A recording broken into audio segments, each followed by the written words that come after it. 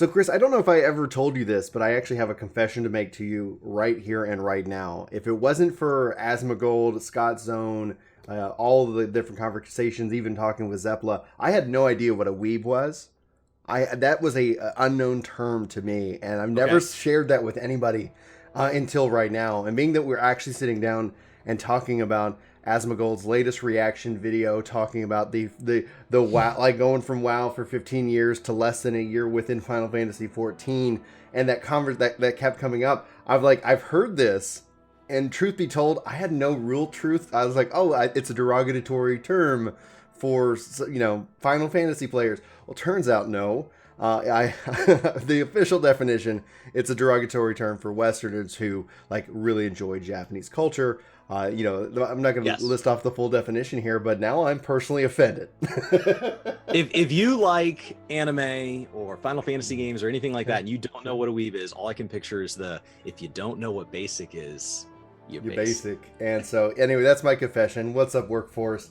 I wanted to get that out of the way because, Okay. it's easy for us to all live in our echo chambers. It's easy for Yeah. us to kind of be in our ecosystem. And for the longest time, whenever Asmongold reacts or talks about Final Fantasy, that, gets shot up to the top of my queue. Like, whenever, I'll see a video when I'm on YouTube and it's like, okay, I guess Sure. I'll get to watching that. So we sat down and we were like, you know what? Asmongold's doing another one of those videos. Let's go ahead and dive in. And this kind of piggybacks off of a conversation I had with a player in game who was furious that Asmongold was making fun of Zeppela, which I said, no, that's actually not what happened in that conversation. In fact, Asmongold did Zeppela a huge favor.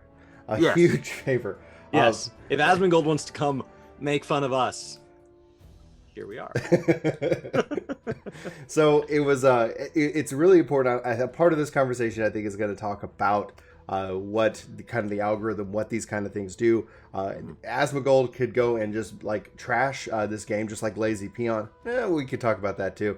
But it's that it only does good because attention in this new world of social media, it seems to be the most valuable currency. It's the oil that we all seek after. So I wanted to kind of get your take on it. You watched the video as well.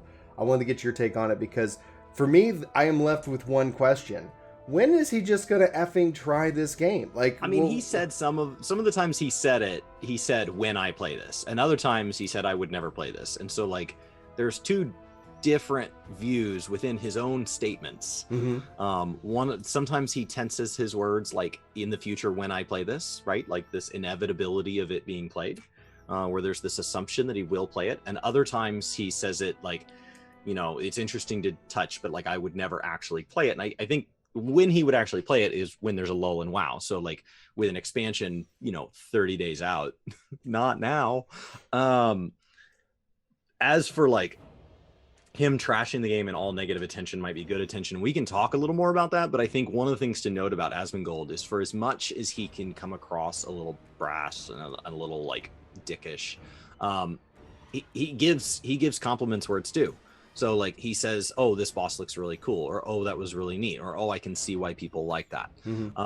So like there is some self, I guess, admitting in like, okay, there are people who enjoy things that I don't. Like he's not just saying you're an idiot if you like this.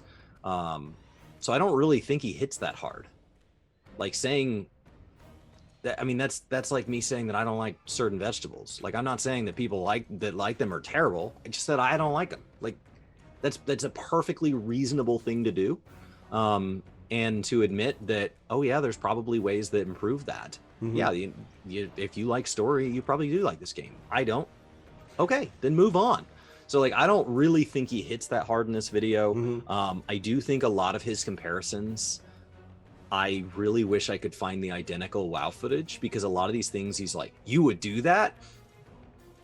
Yeah, you could jump in WoW. Players and WoW players are equally offended at this statement. You guys are playing very similar games. Like, very similar games. I mean, it's like two different truck brands not liking each other. To everybody else, you're just trucks. I know that within your space, Dodge versus Ford, two different things. Oh my gosh, I would never. You guys got to learn to get along. It's like two different sports teams not liking each other.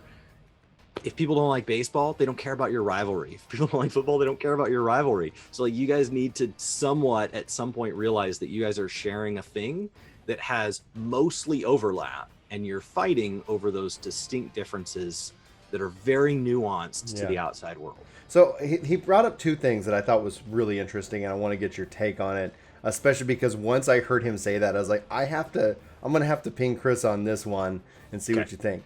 First and foremost, when he was going through the character creation, I got the impression that at least originally he thought the game was mostly cat girls and bunny kids or something like that. Just where it's like it's very anamorphic and things like that, which essentially that's the stereotype. Yeah. It's a stereotype, but it's like, there's cat people. Who cares? Like, none of it. It's like, for me, it's never been like weird. I've always just thought like, but the majority of the population tends to play, I would say, Lalafell, Hume, or Elzen or something like that. But I haven't seen the latest population results. I play cat people in any You game do, and that's where the second part is. Well, and that's the second part. He was saying he doesn't understand guys who play female characters, and I was like, Chris, why do you play a female character? My characters are split. So so my WoW main is a male Tauren. That's a cow person. My main in Final Fantasy is a cat girl. In previous games, I mean, I've gone all over the spectrum. I tend to like that more like animalistic. I tend to not want to recreate myself in a game. Because I view a game as a chance to like play this other person, this escape, and really lean into the escapism. So like, I don't name them after myself. I don't make them look like myself. I want them to be this separate thing, right? Because they're going to do things I can't do, right? They're going to cast magic, or in GTA, they're going to shoot a cop, or in a car game, they're going to drive at 200 mile an hour. They're going to do all these things I don't do. And those things will exist outside my skill set. They'll exist outside reality, and they'll exist outside my own moral compass. And I like that that's separate. So I come up with names and same in D&D. I don't play humans. I don't play, that's just my personal take. So as far as like the species thing, he kind of goes, oh, it's weird that you can play that. It's weird that you can play all the things you can play in WoW. It's all fantasy. As for the gender thing, I don't role play. So I think if you role play, you would probably tie it a lot more into your own views of gender identity. And so he clearly feels that men should identify as men in all cases and should only relate to masculine, and that masculine is this singular thing that defines all of us, and that there's no women out there that like things that are traditionally male, and there's no men out there that like things that are traditionally female, and there's no reason that a guy would ever find a group of women, something they identify with on a subject or get along with on a subject, and men should just be men and women should just be women. That's how he phrases it, and that may not have been what he meant because it's a short statement. But that's what it felt like. It felt like men should be men, women should be women, and I don't care is the simple answer. I don't role play in games, so like I literally just pick whichever character model looks better to me. I think female Tauren look goofy, personally. I don't care if you like them, that's fine. I think they look goofy, so I play a male Tauren. I think that the cat people in this game, I think the female is a more elegant model. The male model just doesn't, I don't know, it doesn't feel feline enough for me.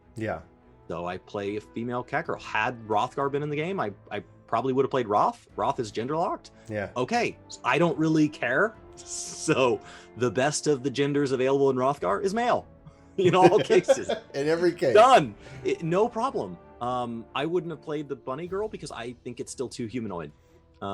She doesn't look like a bunny to me. She looks like a girl with, Playboy ears on or something. Yeah, and that's essentially, I think, was the reaction when in his video, and especially in the WoW 15-year WoW nerd. It's like, and if you want to be, we've got Playboy models. We're ready to go. Ready for you. It doesn't look. I wish it'd been more bunny-like. Yeah, I don't know, some facial features or something. Oh, dude, it's that goes against where the source material, man. The source material. Yeah, their fathers are trees, so they would look more human. That makes sense. Exactly, 100%.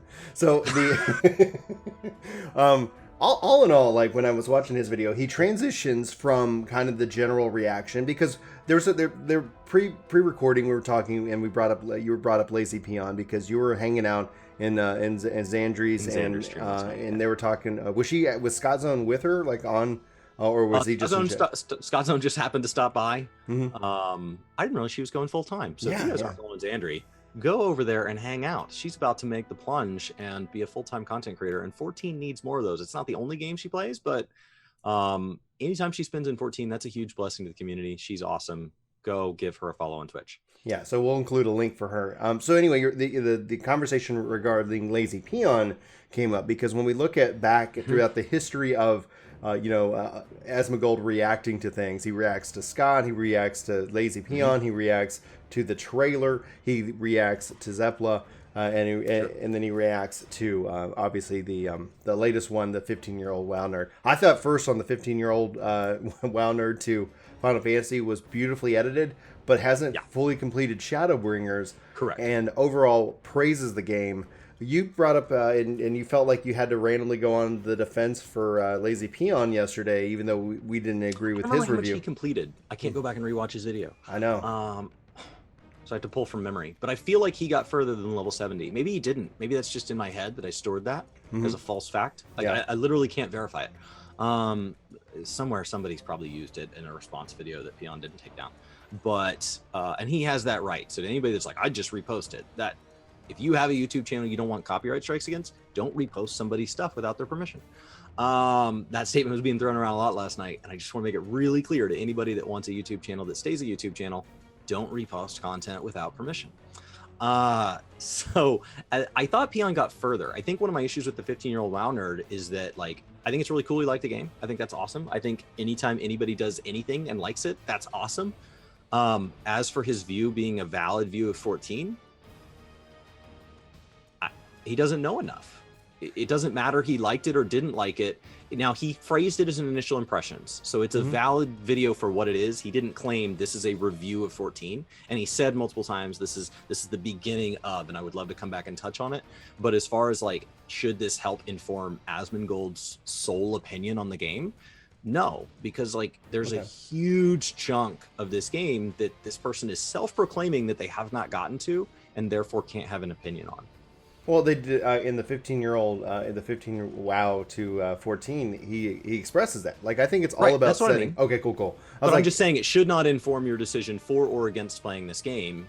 It should be a jumping off point, and then you should go find anybody, that has actually completed the game.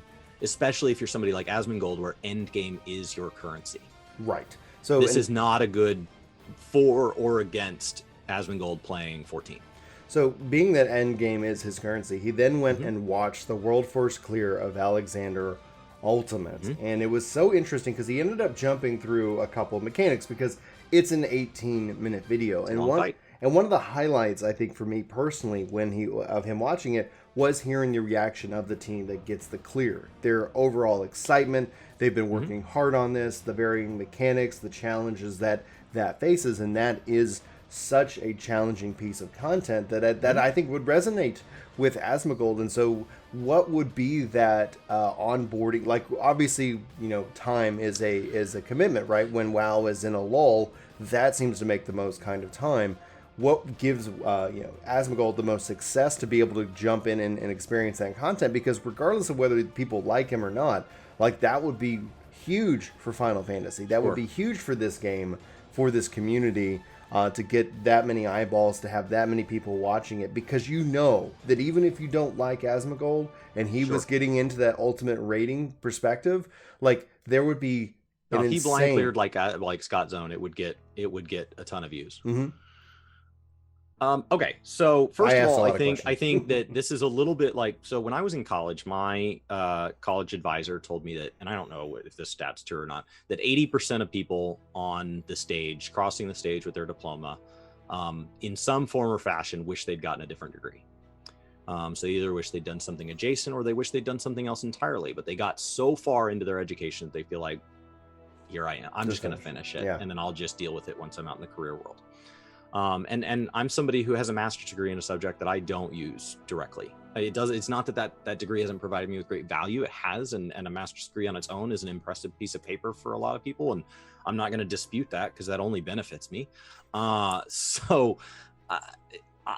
Yeah, I have 2 expensive pieces of paper, and they're not in the field that I stayed in. But you only have so much to judge. So when you look at the end result, You try to make a decision whether or not you're going to like it based on the end result. I look at what architects do and I decide that I want to go get a master's degree in architecture, but you don't know what you don't know. And so it's the same here. You want to know what the end game is, so you go watch the highest end game. But then he has questions about like, what's going on? Everything's so flashy. Well, those mechanics are built on an education of 70, 80, 100 fights prior to that, where you learn, don't stand in this type of thing, do stand in this type of thing. This means stack, this means spread, watch for this, it's going to be a beam across. WoW's the exact same. If you go watch a Mythic fight as a non-WoW player, it is confusing as hell. There is all this stuff going on. In both cases, world first clears are going to have a form of DBM. It's being programmed by them. It's not telling them how to clear the fight. So they're learning a thing. They're programming it to give them a warning. That warning could be wrong. The warning will pop up. And so they're both using DBM. They're both using voice chats. They're both a group in elite gear. They're both trying things. They're both excited when they get the clear. Both fights are going to take a long time, saying, oh, it's an 18-minute fight.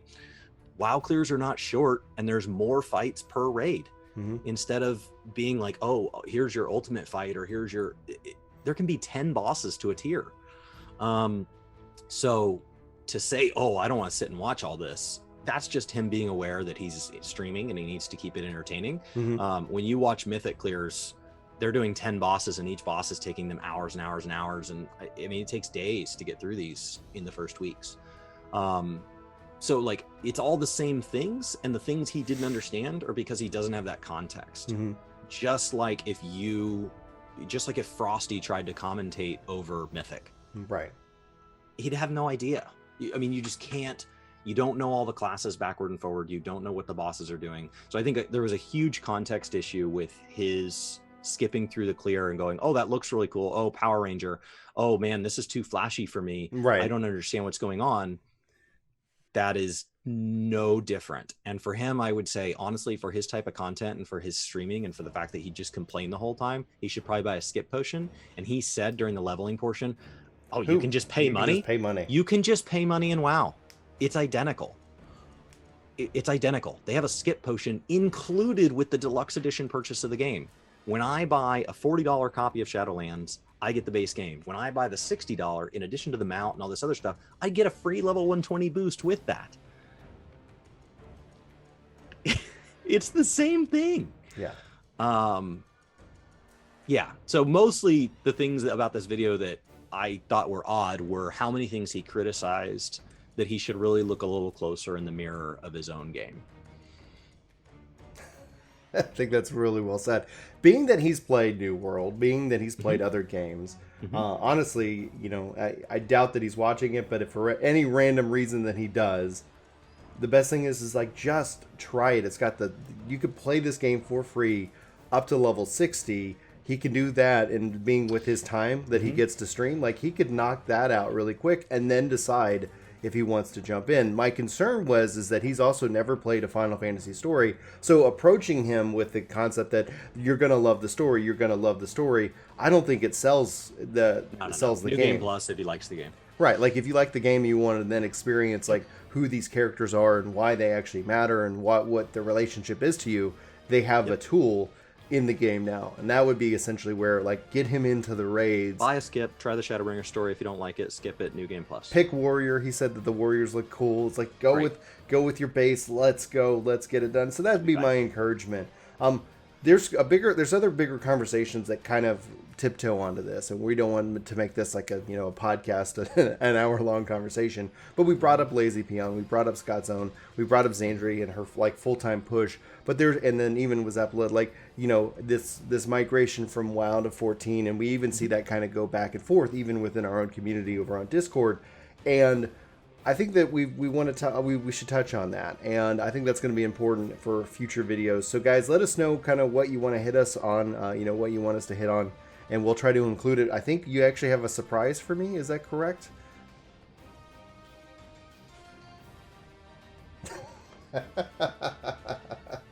We got a wheel. Yes. We got a wheel. And so we're going to be adding topics to that, so be sure to let us know in the comments below, guys, what you want us to add to the wheel, so we will spin it, and that's going to be one of the ways that we kind of drive the conversation. And like, there's so much to talk about, especially as it relates to MMORPGs, and as we barrel through this insane year that is 2020. Just remember, if for any kind of takeaway, that what Asmongold does, what any of these YouTubers, especially whether they're big personalities or small personalities, you don't have to go and like them. You don't have to get behind them. That's one of the things that, while we try to encourage many people getting into content creation within the 14 community, to give people more choice as to who you like. You might not like us, and this might be the video that YouTube recommends, but maybe there's somebody out there who's thinking about getting into content creation that you that's better for you and that relationship and your relationship with the game itself. And so we want to try to help break down any barriers. Look for context. Yeah, context. Look for context. If somebody says, I don't like story, and you're like, oh, I also don't like story, then maybe listen to what that person has to say about the story in a particular game. Right. If somebody's like, oh, story's my be-all, end-all, and I spent 50 hours writing this video, and I love story, and you don't like story, that person's opinion really shouldn't be the decider there.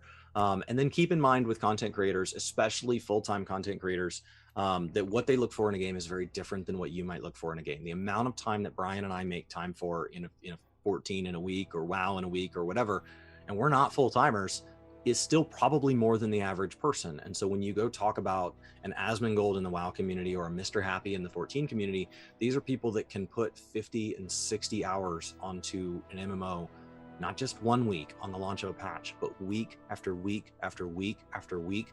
And so when they say, oh, I'm kind of bored of this game, or I don't think that game would hold my attention, they're aiming for a very different way of consuming that content than the average person.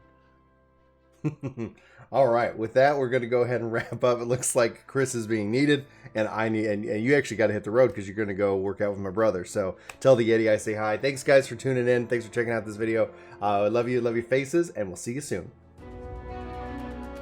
This video is sponsored by me, Ginger Prime. Hopefully, you'll check out my podcast channel, Ginger Gaming Radio, which we have lots of guests, lots of great conversations, and even more highlights. Links are in the description below. Let me know what you think. Thanks.